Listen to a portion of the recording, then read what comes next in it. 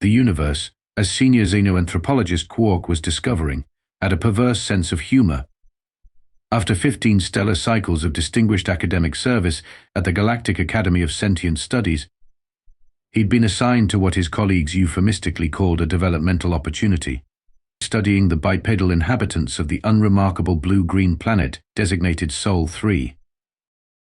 Computer Update Research Log, date marker 428716, Qwark dictated, his 4 eyes blinking in asynchronous patterns of irritation. Day 23 of observation. The humans continued to demonstrate puzzling inefficiency in their daily routines. The computer chirped acknowledgement as Qwark adjusted his observation sensors. His spindly purple limbs stretched across the control panel, the iridescent scales on his forearms catching the artificial light of the research vessel Pedantic Discovery. Preliminary data suggests these creatures spend approximately 1/3 of their existence in a dormant state they call sleep, another third engaging in largely meaningless labor, and the final third staring at primitive electronic devices while their physical forms atrophy. And from the orbital research station, Earth looked peaceful enough, a swirling marble of blues and greens with the occasional weather pattern spiraling across its surface. But Qwark knew better than to judge a species by its planetary cover. They're down. The Academy had sent him here after intercepting bizarre transmissions from the planet, something about cute cat videos and unboxing reviews, which had prompted concern among the Galactic Council. Subject 7293, designation Carol from accounting, has spent the last 2 hours attempting to align numbers in a digital grid while periodically sighing and mumbling about something called a weekend. This appears to be standard behavior. Lieutenant Meepo, the ship's navigation officer, slithered into the observation deck. Unlike Qwark's lanky form, Meepo resembled what humans might describe as a sentient blue jellyfish wearing a uniform.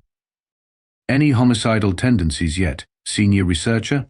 Meepo bubbled, his translucent tentacles undulating with amusement. Qwark snorted through his nasal spiracles. Hardly. The Academy reports were grossly exaggerated.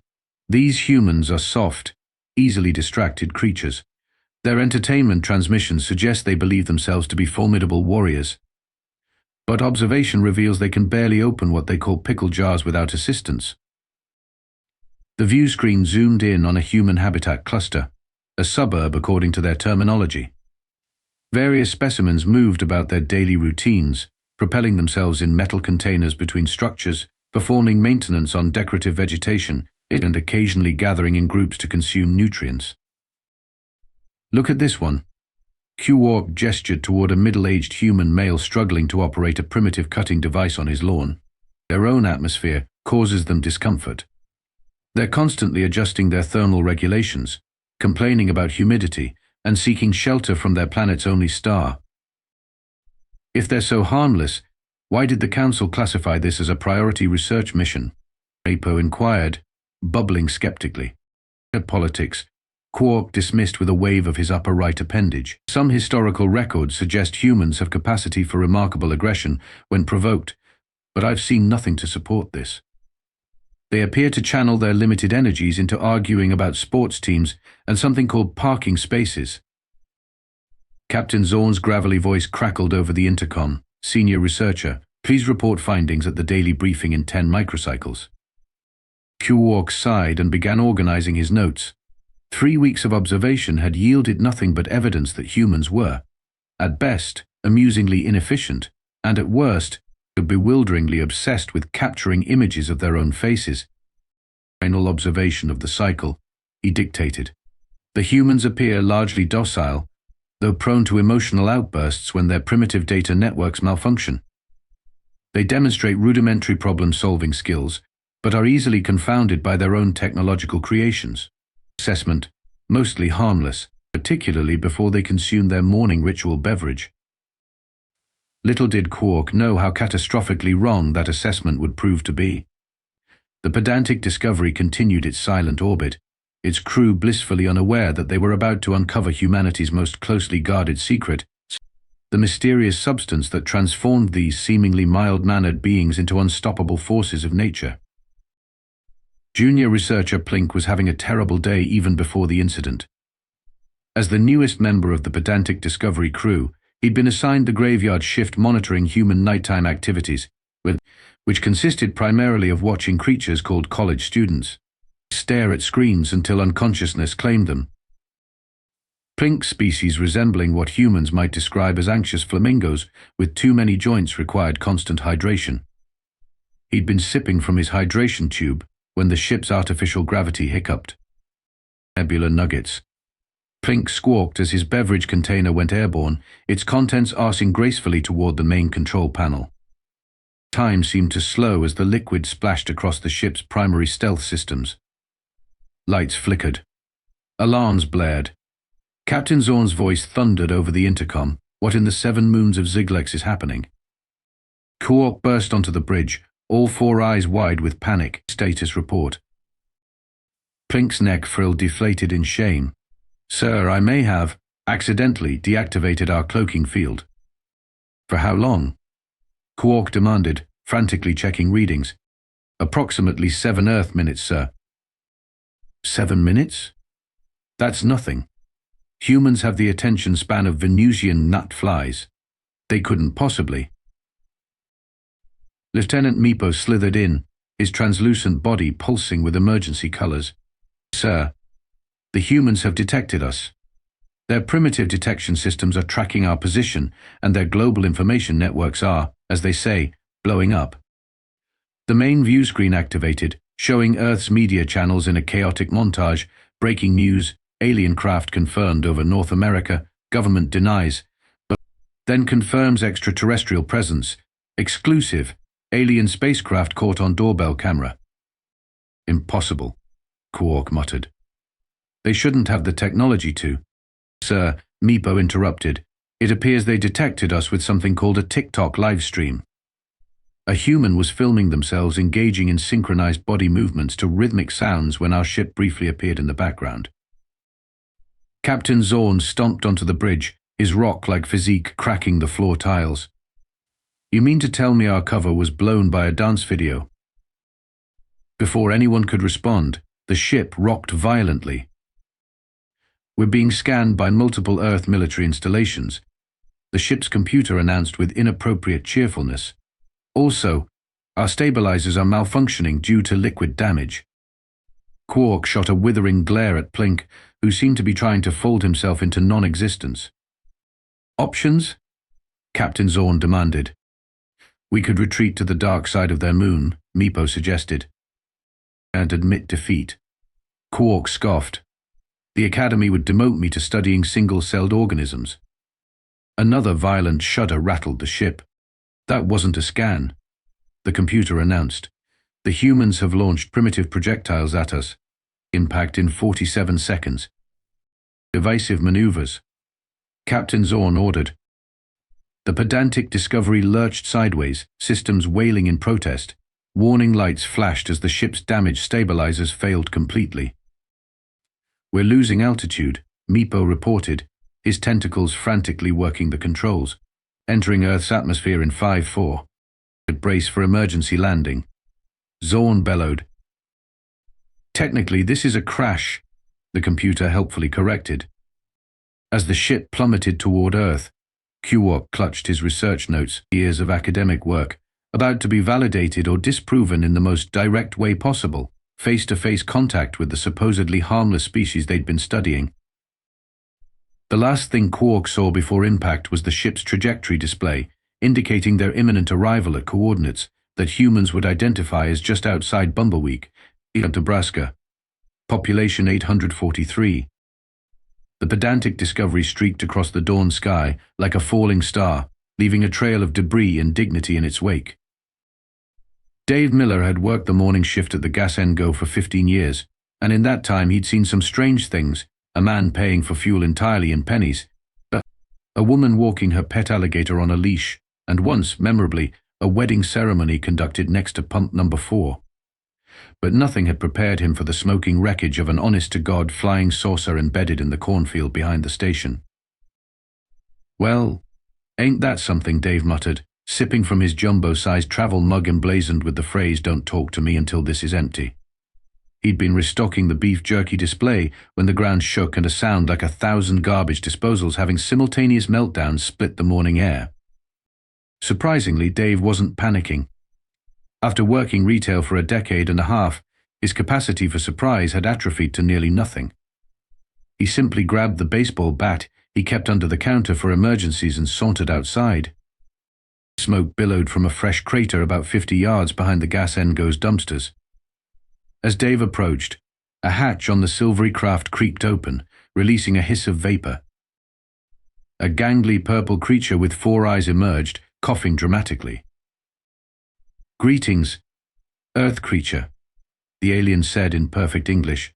"I am Senior Xenoanthropologist Qwark of the Galactic Academy. We come in peace and scientific curiosity." Yes. Dave took another sip from his travel mug. You crashed in Farmer Johnson's prize corn. He's going to be pissed." Qwark blinked his 4 eyes in sequence. "You seem remarkably unperturbed by first contact with an extraterrestrial species." "Buddy, I worked the morning rush at a gas station off Interstate 80. Yesterday a guy tried to pay me with a chicken. You're not even in my top 5 for this week." A blue, jellyfish-like creature oozed out of the hatch next, followed by what appeared to be a distressed pink flamingo with too many knees. "These are my colleagues, Lieutenant Meepo and Junior Researcher Plink," Qwark explained, attempting dignity despite the cornstalk sticking out of what might have been his ear. Dave replied, not offering his hand. "Gas station attendant. Unwilling alien first contact specialist, apparently." Plink nervously fluttered his neck frill. "Are you going to dissect us? Your entertainment broadcast suggested this is standard human protocol." "That require paperwork," Dave shrugged, "and my shift ends at noon." The conversation was interrupted by the distant wail of sirens. Qwark's upper appendages twitched anxiously. "Those would be the authorities," Dave explained. "Military, FBI, men in black, whoever handles this sort of thing. You fellas might want to skedaddle if you're not looking to become government property." "Our vessel is inoperable," Meepo bubbled mournfully. Dave sighed deeply, the sigh of a man recognizing the precise moment his day went from routine to catastrophic. "There's a storage room behind the station. You can hide there while I finish my shift." "Why would you assist us?" Qwark asked suspiciously. "Because," Dave replied, draining the last of his travel mug, "if I'm dealing with aliens on a Tuesday morning, I deserve a better story than I immediately called the government. Now move your extraterrestrial butts before someone with a camera phone shows up." 20 minutes later, 3 aliens huddled among mop buckets and cases of off-brand energy drinks, while Dave calmly sold lottery tickets to oblivious customers. The morning news played on the small TV behind the counter. "Unexplained phenomenon in Nebraska being investigated. Authorities urge civilians to avoid the area." During a lull in customers, Dave slipped into the storage room. "Okay, space cadets. Your ship's all over the news, but nobody saw you. What's the plan?" Qwark, trying to look dignified while crouching behind a stack of toilet paper, cleared his throat. "We were conducting research on human behavior patterns.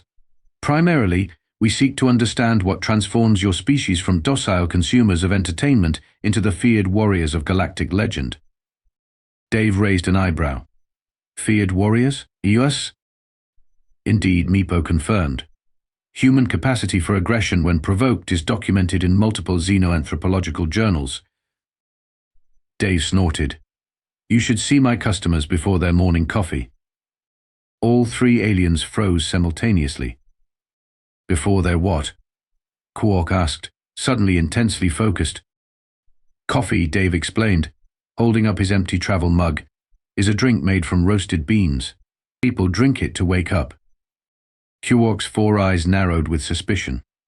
"You ingest a chemical substance to alter your mental state every morning?" "Pretty much," Dave shrugged. "Some folks drink it all day. My record is 7 cups during an 8-hour shift." The aliens exchanged alarmed glances. Plink's neck frill fully extended in what appeared to be terror. "And what happens if you don't consume this coffee?" Meepo bubbled nervously. Dave's expression darkened. "Headaches, irritability. reduced function. It ain't pretty. Qwark was frantically tapping notes into a small device. Fascinating. Mass addiction to a psychoactive substance. And this is socially acceptable? Ill. Acceptable. It's practically mandatory in some jobs, Dave snorted. Look, my replacement's going to be here soon. I need to figure out where to stash you extraterrestrials while the government combs the area. Before Dave could elaborate, the storage room door burst open. A woman with dark circles under her eyes and a nameplate reading Trish stood in the doorway. Dave, I need to borrow your Holy Mother of Trish froze, coffee pot in hand, staring at the three aliens. Ah, Trish, Dave said calmly. These are aliens. Their ship crashed. Aliens, this is Trish. She works the afternoon shift. Trish blinked rapidly, looked at the empty coffee pot in her hand, and then back at the aliens. I really need to cut back on the double espressos. They're actually here, Dave assured her, and they're very interested in coffee apparently. Trish's initial shock gave way to weary acceptance, another quality Dave appreciated in a colleague. Well, I was just about to brew a fresh pot. I want to see how it's made, aliens. 20 minutes later, the four of them were huddled around the gas Ngo's break room table. Qwark was documenting everything with scientific precision as Trish demonstrated the coffee maker. The water heats to just below boiling, she explained, then passes through the ground beans, extracting compounds like caffeine. And this caffeine? Qwark inquired. It's the active ingredient. You bet your alien behind, Trish confirmed, pouring herself a cup. Without it, I'd never make it through my shift after staying up all night with my teething baby. The aliens watched in horrified fascination as Trish took a long sip, her entire demeanor transforming. Her slouched posture straightened, her eyes widened, and she suddenly seemed capable of complex thought. Remarkable, Qwark whispered. It's like watching a completely different species emerge. Dave nodded. Just wait. In about 20 minutes she'll be restocking shelves at twice normal speed. The aliens observed as Trish, now fueled by caffeine, efficiently managed 3 customers at once while simultaneously organizing the day's delivery schedule. The transformation is extraordinary, Meepo noted, from sluggish to hyper-efficient in minutes. Plink was busy scanning the coffee with a handheld device. This substance would be classified as a controlled stimulant on at least 7 Federation planets. Qwark's scientific curiosity was fully engaged. And you say this is consumed by what percentage of the population? Globally. Billions, Dave estimated. There are whole chains of stores that sell nothing but coffee in different forms.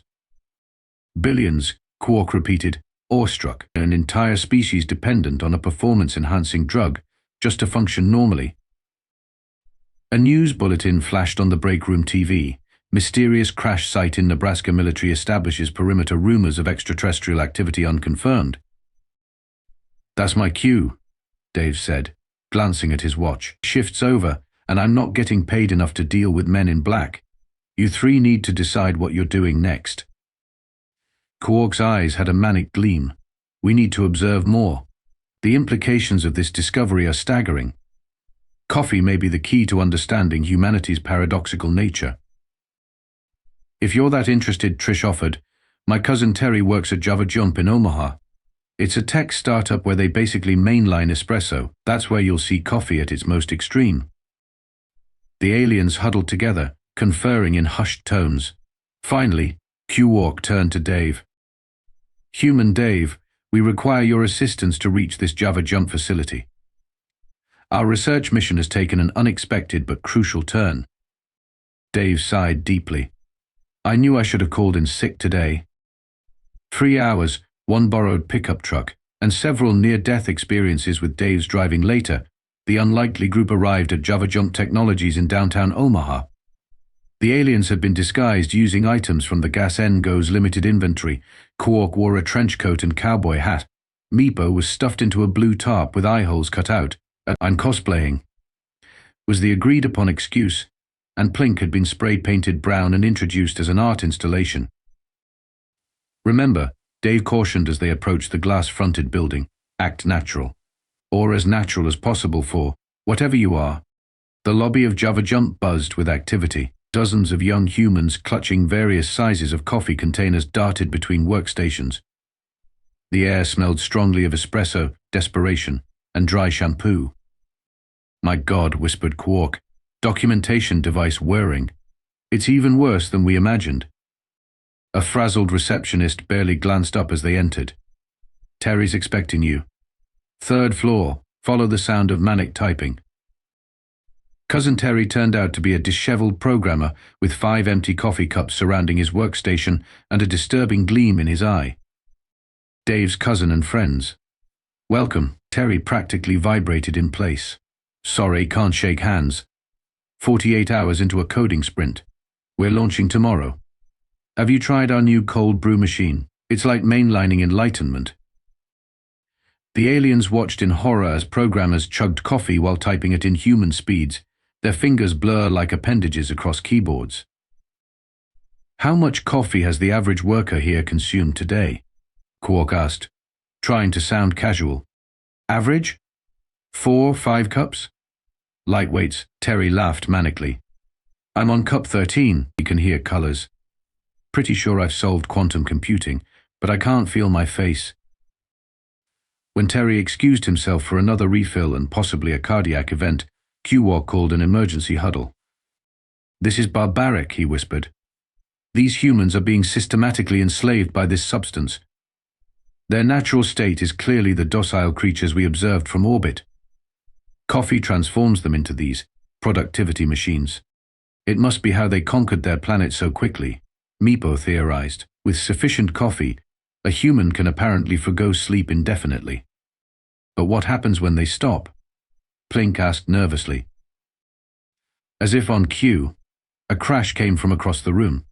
A programmer stared at an empty coffee pot, twitching.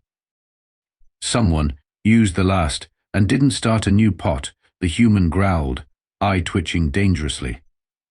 "Coffee withdrawal," Dave explained quietly. "Not pretty." The programmer's colleagues backed away slowly as he picked up his chair, contemplating violence. "We need to take action," Qwark decided. "This is clearly an epidemic. As representatives of a more advanced civilization, we have a moral obligation to liberate these humans from their chemical dependency." "Hold up," Dave interjected. "You're not suggesting Operation Decaffeination," Qwark announced dramatically. "We will save humanity from itself." Dave rubbed his temples. "That's literally the worst idea I've heard since my ex-wife suggested we invest our savings in ninja throwing stars." But the aliens were already formulating their plan, oblivious to Dave's objections. Meepo had accessed the building's floor plans via an unattended computer. Plink was analyzing the chemical composition of coffee using his scanning device. Qwark was documenting everything with the fervor of an academic who smelled a career making paper. "Dave," Qwark said solemnly, placing one of his upper appendages on Dave's shoulder, "in the annals of galactic history, many advanced species have intervened to guide developing civilizations away from self-destructive paths. Today we shall do the same for humanity." By stealing their coffee, Dave clarified flatly. "By liberating them from chemical enslavement," Qwark corrected enthusiastically. Dave took a long look around the office, at the caffeinated humans working with manic intensity, and at his alien companions preparing for what they genuinely believed was a humanitarian mission, and at the world's best coffee banner advertising tomorrow's launch party. "Well," he sighed, pulling out his phone, "better call Trish and tell her I'm definitely not making it to poker night." "Ladies and gentlemen, welcome to the annual Global Coffee Innovation Expo." The announcer's voice echoed through the convention center. "Today we unveil the future of caffeination." The convention hall was packed with coffee enthusiasts, baristas and industry professionals. Elaborate booths showcased everything from artisanal espresso machines to coffee-infused bacon. The air was thick with the aroma of freshly ground beans and the palpable buzz of thousands of adequately caffeinated humans.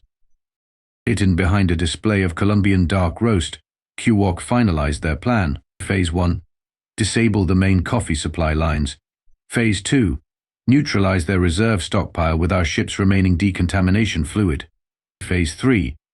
Deliver my prepared speech about breaking free from addiction. Dave, who had reluctantly become an accomplice, sipped from a fresh travel mug. You realize this is like kicking a hornet's nest while wearing a suit made of sugar, right?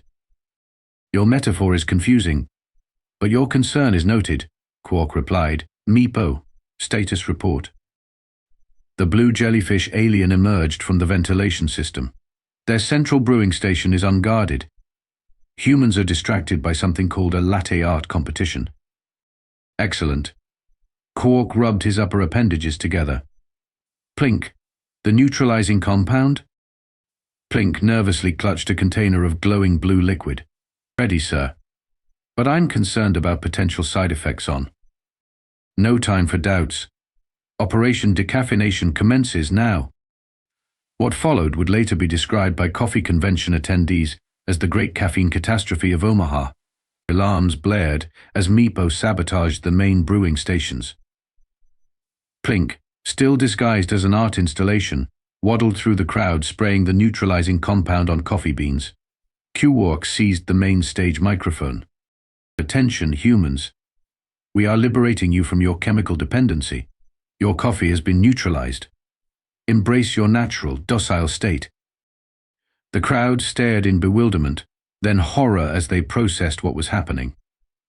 They're destroying the coffee, someone screamed. What the aliens had failed to consider was that a convention center filled with coffee professionals and enthusiasts was essentially a gathering of humans at their most caffeinated and passionate state. The crowd's reaction was swift and terrifying. I've seen less aggressive piranha feeding frenzies, Dave muttered, ducking behind an overturned espresso machine as chaos erupted. Baristas wielded portafilters like weapons. The corporate executives in suits formed a human wall to protect the remaining coffee supplies. A woman who had introduced herself earlier as just a mum who enjoys a good cup of joe was now leading a tactical flanking maneuver against Plink. Retreat, Qwark shouted, his scientific confidence evaporating in the face of coffee-deprived humanity. As the aliens scrambled toward the exit, a security guard cut off their escape. All seemed lost until Dave stepped forward, holding his travel mug aloft. I have the last untainted coffee, he announced, Brazilian dark roast, fresh brewed. The crowd froze. The security guard's gaze locked onto the travel mug. 3 minutes, Dave bargained. Give them 3 minutes to escape, and the coffee is yours. Later, regrouped at a safe distance in Dave's pickup truck, the aliens were uncharacteristically quiet. I may have miscalculated, Qwark finally admitted, his purple skin notably paler. The human's attachment to coffee exceeds mere chemical dependency. Yeah, think? Dave replied, driving well above the speed limit. Coffee isn't what makes humans dangerous. Taking their coffee away. That's what makes humans dangerous. Remarkable, Meepo observed. Their efficiency at forming mob tactics was unprecedented. Dave sighed. Look, you wanted to know what transforms humans from docile creatures into killing machines. Simple. Mess with their coffee, their Wi-Fi, or the last parking space at the mall on Black Friday.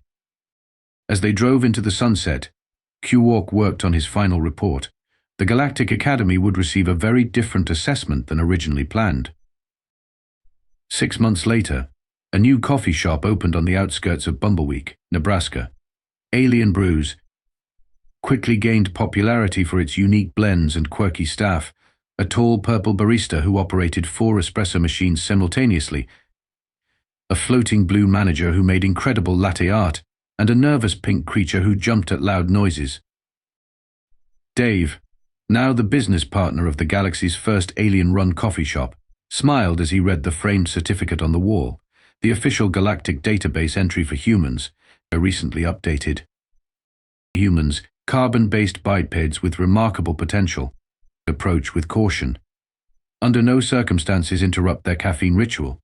If encountered in pre-caffeinated state, retreat immediately and offer coffee as peace offering. Extremely dangerous when deprived of coffee. Wi-Fi, or convenient parking. Below it hung a smaller sign, today's special, First contact frappy so good it's out of this world.